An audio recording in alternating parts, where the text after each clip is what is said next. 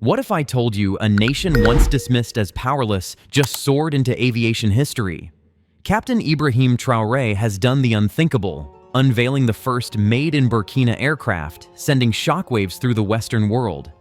Captain Ibrahim Traoré is seen as a beacon of hope, as someone that is looked up to, and people across Africa, not just Burkina Faso, appreciate what he is doing for his country, as well as uniting African countries. When it comes to Mali and Niger, the IES, it is a big topic for Africans that care to see Africa thriving.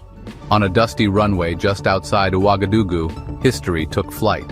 What began as whispered rumors of strange construction in Burkina Faso has now exploded into the global spotlight. Captain Ibrahim Traoré, the president of Burkina Faso, has stunned the world by unveiling Africa's first fully locally made advanced aircraft, a feat no one in the West saw coming. This wasn't an imported machine, repainted for optics. It wasn't a hand-me-down shell from Europe or a donation tagged with strings. This aircraft was born on African soil, built with African minds, and unveiled under skies long monopolized by foreign influence. Thousands gathered to witness the event. There were engineers, military officials, journalists, and ordinary Burkinabe citizens. Some stood in silent disbelief, others shouted with pride. As the tarp fell, a sleek aircraft gleamed beneath the sun, its frame dressed in the red, green, and gold of Burkina Faso. This isn't just about engineering. It's about reclaiming pride, rewriting narratives, and daring to dream beyond limits. From dusty airfields to national glory, Burkina Faso is now aiming for the skies, literally. Buckle up, because what you're about to see isn't just a plane, it's a symbol of bold defiance and unstoppable ambition. The unveiling that rocked the world. When Captain Ibrahim Traoré stood beside the sleek, newly unveiled aircraft stamped with the bold insignia, "Made in Burkina Faso," the world froze. For decades, Burkina Faso was boxed into a narrative of dependency, on aid, on imports, on foreign validation. But this was different. The aircraft wasn't just a marvel of Burkinabe engineering. It was a symbol, a declaration, a slap in the face to those who once said, "You'll never make it without us." Western analysts scrambled. How could a nation long sanctioned, sidelined, and economically suppressed build a modern aircraft with little to no foreign input? Some pointed fingers at quiet Russian backing or discreet Chinese tech transfers. Others dismissed it as state-sponsored propaganda. But within Burkina Faso, the atmosphere was electric. This wasn't a borrowed victory or a display of outsourced achievement. It was conceived in the heart of Ouagadougou, built by local engineers, aviation students, and bold innovators who refused to accept that sovereignty had to be imported. As Western media cast doubts, African leaders took notice. Congratulatory messages poured in from Mali, Niger, Guinea, and beyond. They saw more than a plane, they saw a symbol of self-determination. Traoré hadn't just unveiled an aircraft, he had challenged the idea that African nations must always depend on outside forces for progress.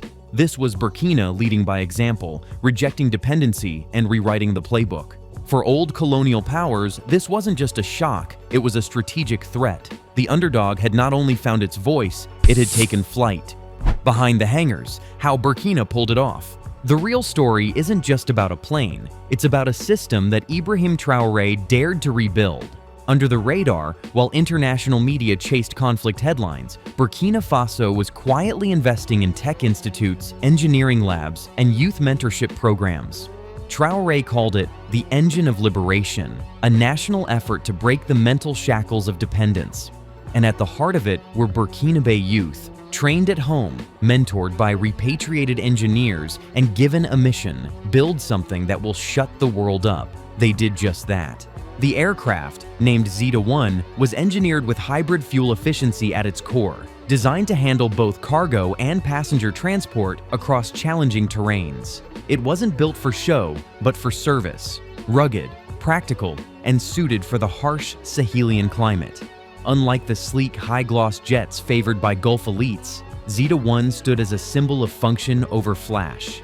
Even more remarkable, its wings were crafted using aerospace-grade composite materials sourced locally, a feat few believed possible from a nation with a GDP per capita under $1,000. It redefined what innovation could look like in Africa's most underestimated corners. But Traoré knew that where capital lacks, spirit makes up the difference. He brought in policy reforms that slashed bureaucratic tape for innovators. He launched public design competitions and incentivized local industry with government-backed contracts. Military engineers, once focused solely on defense, were repurposed into contributors of national development. The final piece? Secrecy. Until the day of the unveiling, not a single foreign intelligence agency had wind of the project. That wasn't a coincidence. It was strategy. Burkina didn't want applause. They wanted to win first, then shock the world. Western powers caught off guard. The shock wasn't just over the aircraft. It was about what it meant geopolitically. Western think tanks had long labeled Burkina Faso as a fragile state, a security concern, an aid-dependent landlocked country. Their playbook? Keep it under watch, feed it funds, keep it predictable. But now, Traoré had blown the air high, and suddenly, Western embassies were dialing up their analysts. "What else is he hiding?" became the refrain. Behind the diplomatic curtains, whispers turned into briefings.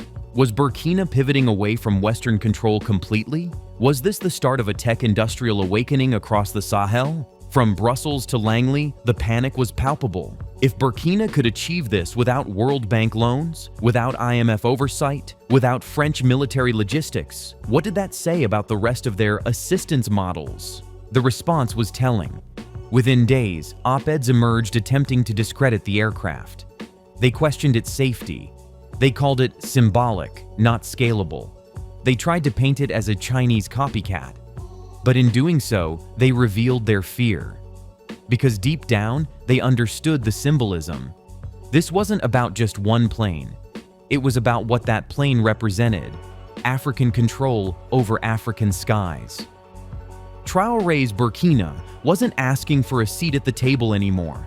It was building its own hangar and inviting other African nations to co-pilot. Western powers had become spectators to a game they thought they were still refereeing, and that, more than anything, had them rattled. An era when even global powers are pouring billions into defense procurement and still outsourcing jet components. How did this modest West African nation pull it off? And why is the West growing increasingly uneasy? Now, let us unveil the truth they never wanted you to see. At the outset, everyone was skeptical. Chatter had been spreading for days around Ouagadougou. Murmurs that a collective of Burkina Bay innovators, laboring discreetly and away from media glare, had crafted something unprecedented. But even those who caught wind of it did. The new blueprint for African innovation. Traoré's vision is not a one-off stunt. It's a prototype of possibility. What happened in Burkina Faso is now being studied in university halls in Bamako, Kinshasa, and even Nairobi. For too long, Africa's innovation was siphoned off, either exported in brain drain or buried under NGO-managed development projects with foreign consultants at the helm. But this was different. This was ownership, from blueprint to takeoff. Under Traoré's National Sovereignty Plan, every ministry is required to integrate local innovation. If you're the transport minister, your contracts better prioritize local engineers. If you're in education, your curriculum must include homegrown design labs. The model isn't charity, it's challenge-driven development. The aircraft is just one product. Burkina Faso is already in talks to mass-produce lightweight agricultural drones, develop desert-optimized solar panels, and roll out its own satellite surveillance system using modular tech. Each project follows the same rulebook: local leadership, open-source design, minimal foreign dependency. What Traoré understands is simple but powerful. Technology is more than utility. It's a political weapon. If you control your tools, you control your future. And after decades of structural adjustment and foreign aid that often left nations weaker, Burkina is rewriting the manual.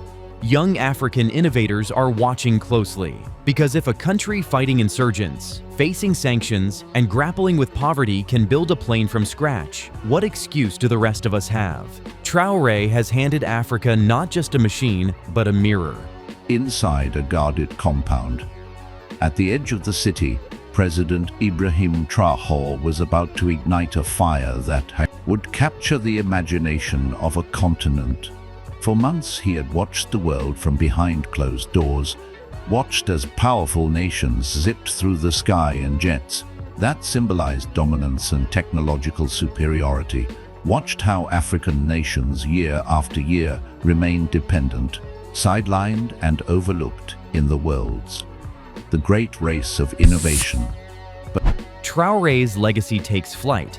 The image is now iconic. A Burkinabe-made aircraft slicing through the skies as Captain Ibrahim Traoré salutes below, his fist clenched in defiance, pride radiating across his face. This wasn't just the launch of a machine, it was the launch of a legacy, one that future African leaders will study, emulate, and build upon. Because Traoré didn't just dream, he delivered. Inside Burkina Faso, the momentum is irreversible. High school students now talk about aviation engineering like it's the norm. Workshops in Ouagadougou and Bobo Dioulasso are flooded with young apprentices dreaming of building something bigger, better, bolder. And for the first time, government scholarships aren't going to Paris. They're staying home. Western media may continue to sneer, but the ground reality says otherwise. Burkina's plane isn't just flying, it's inspiring. Across Africa, grassroots movements are citing Traoré's model. "Why not us?" is echoing from Ethiopia to Senegal. For too long, Africa was told what it couldn't do. Now, under leaders like Traoré, it's showing what it can. And the aircraft, Zida One, is just the beginning. There are whispers about electric minibuses, regional trade cargo drones, even home-coded navigation systems, all proudly branded Made in Burkina. The skies have opened, and Traoré, the soldier who became a statesman, has taken his country from the ground up, literally. As the world watches, sometimes in awe, sometimes in fear, one thing is clear. Burkina Faso is no longer waiting for permission to fly. It already is. The Made in Burkina aircraft is more than a machine. It's a message to the world. Burkina Faso is building its future on its own terms. Under Captain Traoré, this nation isn't waiting for permission, applause, or aid. While Western powers watch in disbelief, a new chapter is unfolding, one where African innovation takes center stage. This is just the beginning. From the runway to the world stage, Burkina is rising. If you believe in Africa's power to defy the odds, hit that like button, subscribe, and keep flying with us.